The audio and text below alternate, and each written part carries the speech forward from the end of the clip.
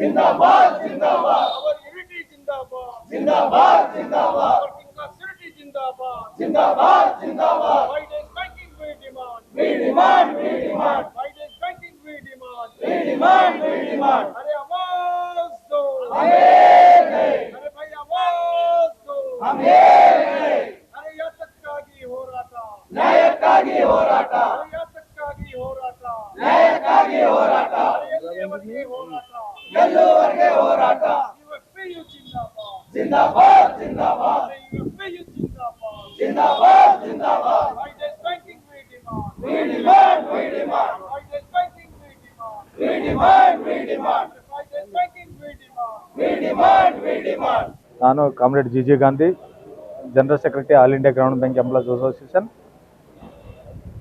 CC member All India Bank Employees Association and ಕಾರ್ಯಕಾರಿ member of the United Bank Employees Union. ಇವತ್ತಿನ ದಿನ ಇಡೀ ರಾಷ್ಟ್ರದಾದ್ಯಂತ ಒಂದು ದಿನದ ಬ್ಯಾಂಕ್ ಮುಷ್ಕರವನ್ನು ಕರೆ ಕೊಟ್ಟಿದ್ವಿ 27 ಜನವರಿ. ಕಾರಣ ಏನಂದರೆ, ಬ್ಯಾಂಕ್ ನೌಕರರು 5 ದಿನದ ವಾರಕ್ಕೆ 5 ದಿನದ ಬೇಡಿಕೆಯನ್ನು ಇಟ್ಟಿದ್ವಿ.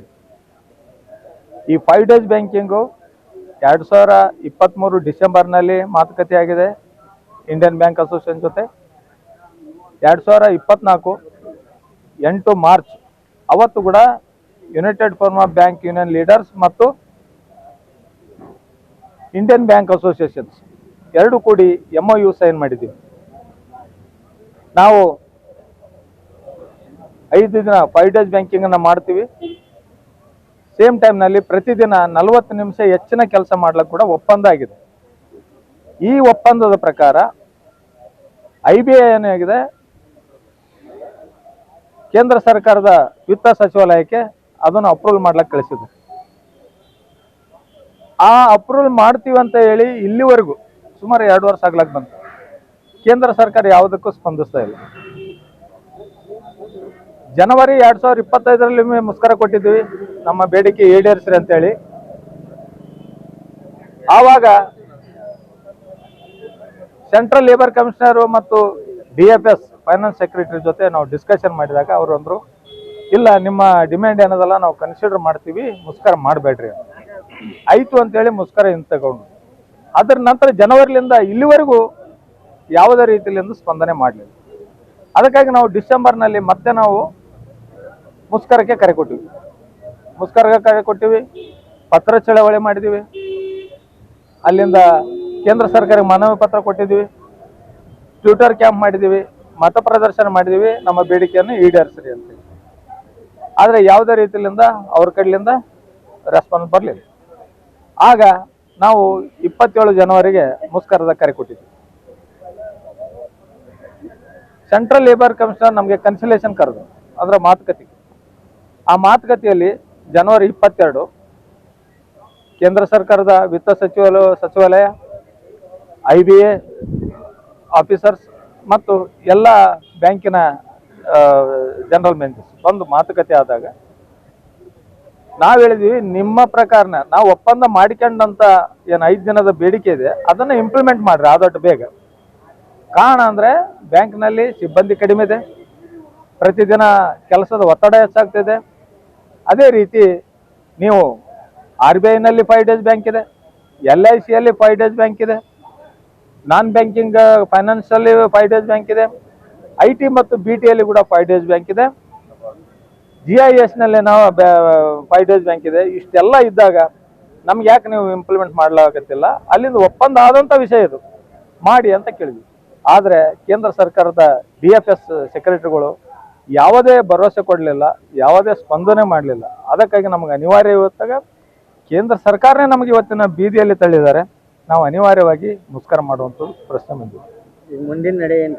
ಮುಂದೆ ನಮ್ಮ United forum of bank union ಕೇಂದ್ರ ಸಂಘಟನೆ ಏನದಲ್ಲ ಅದು ನಾಳೆ ಮೀಟಿಂಗ್ ಮಾಡ್ತಾ ಇದ್ದಾರೆ. ಮುಂದಿನ ಹೋರಾಟ ರೀತಿ ನೀತಿಗಳನ್ನು ಅವರು ಮಾಡ್ತಾ ಇದ್ದಾರೆ. ಅವರು ಯಾವುದೇ ನಿರ್ಣಯ ತಗೊಂಡ್ರು ಕೂಡ ನಾವು ಅದನ್ನು ಇಂಪ್ಲಿಮೆಂಟ್ ಮಾಡ್ತೀವಿ. ನಾವು ಮುಷ್ಕರವನ್ನು ಸಕ್ಸಸ್ ಆಗಿ ಮಾಡ್ತೀವಿ.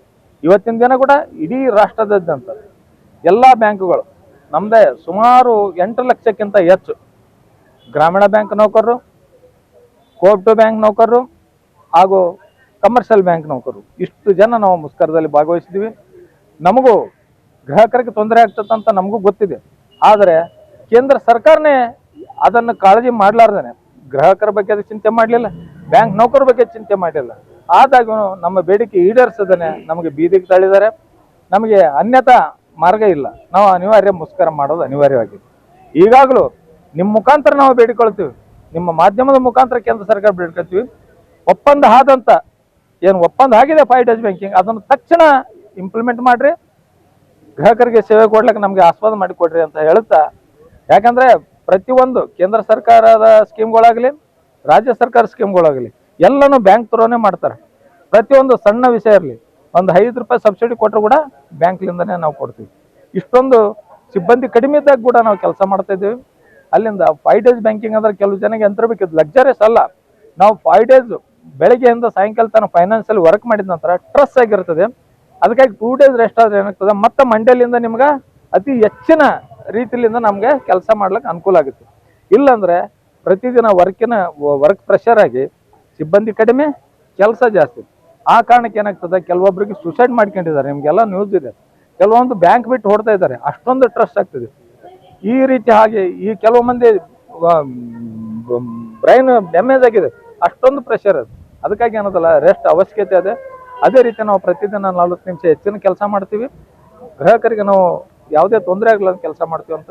ಇಂಪ್ಲಿಮೆಂಟ್ ಯಾಕೆ ಆಗ್ತಾ ಇಲ್ಲ, ಏನ್ ಕಾರಣ ನೋಡಿ? ಅದು ಯಾಕೆ ನಮ್ದು ಕೇಂದ್ರ ಸರ್ಕಾರ ಏನು ವಿತ್ತ ಮಂತ್ರಾಲಯ ನಮ್ಮ ಜೊತೆ ಮಲತಾಯ ಧೋರಣೆ ಮಾಡ್ತಾ ಇದೆ ಅಂತ ನನ್ಗನ್ಸಿದೆ. ಯಾಕಂದ್ರೆ ಬೇರೆ ಎಲ್ಲ ಇದರಲ್ಲಿ ಮಾಡಿ ನಮಗೆ ಮಾಡ್ಲಾಕ ಯಾಕೆ ತೊಂದರೆ ಆಗ್ತಾ ಇದೆ? ಅಲ್ಲಿಂದ ನಾವು ಇವತ್ತು ನೋಡಿ, ನಿಮ್ಗೆ ATM ಇದೆ, Paytm ಇದೆ, ಮೊಬೈಲ್ ಬ್ಯಾಂಕಿಂಗ್ ಇದೆ, ಇಮೇಲ್ ಬ್ಯಾಂಕಿಂಗ್ ಇದೆ, ಫೋನ್ ಪೇ ಇದೆ. ಇಷ್ಟೆಲ್ಲ ಇದ್ದಾಗ ಸಣ್ಣ ಪುಟ್ಟ ತೊಂದರೆಗಳು ಆಗೋದಿಲ್ಲ.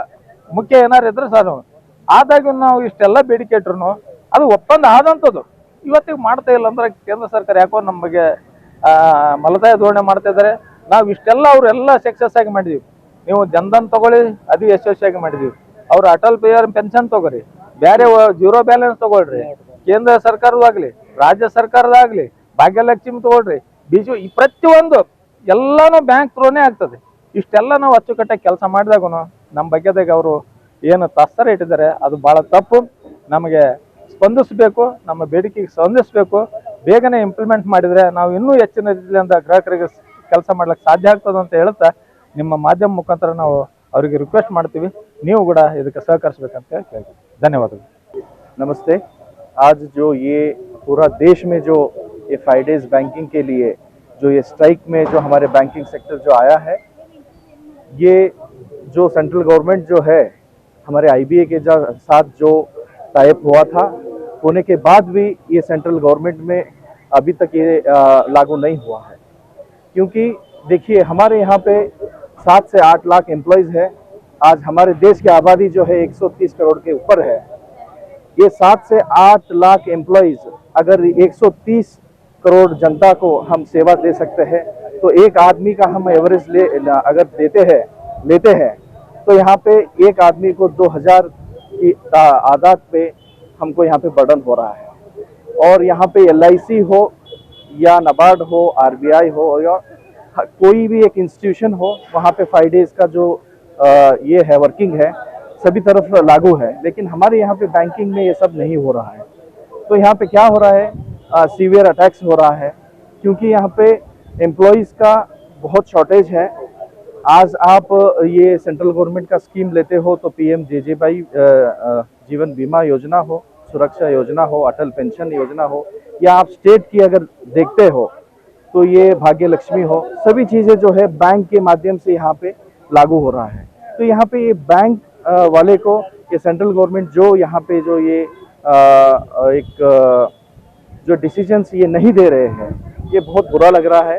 और इस प्रेशर में बहुत सारे हमारे एम्प्लॉयज़ जो है आज सीवियर अटैक के कारण मौत हो रही है, प्रेशर के कारण सभी सुसाइड कर रहे हैं, ये सब चीज़ें हो रही है। तो हम ये सेंट्रल गवर्नमेंट से ये मांग करते हैं, हम ये डिमांड करते हैं कि ये 5 डेज बैंकिंग का जो ऑलरेडी मेमोरेंडम ऑफ अंडरस्टैंडिंग हुआ था IBA और बैंकिंग का, यहाँ पे पेंडिंग जो है गवर्नमेंट के यहाँ पे है।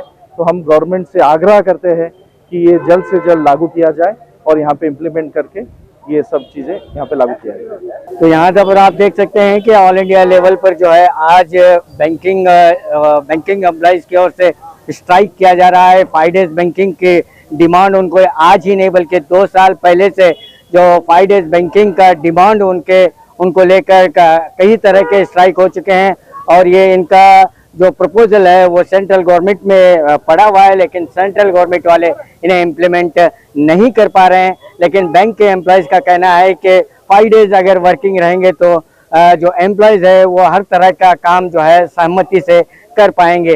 तो अब देखना है कि आज का ये स्ट्राइक जो है ऑल इंडिया लेवल पर चला है कि सेंट्रल गवर्नमेंट इनके स्ट्राइक को, इनके डिमांड्स को मानती है या यूं ही भगवान भरोसे छोड़ती है, अभी ये देखना बाकी है। कैमरामैन सुफियान के साथ मैं Khurshid Alam, B news nation, Bijapur.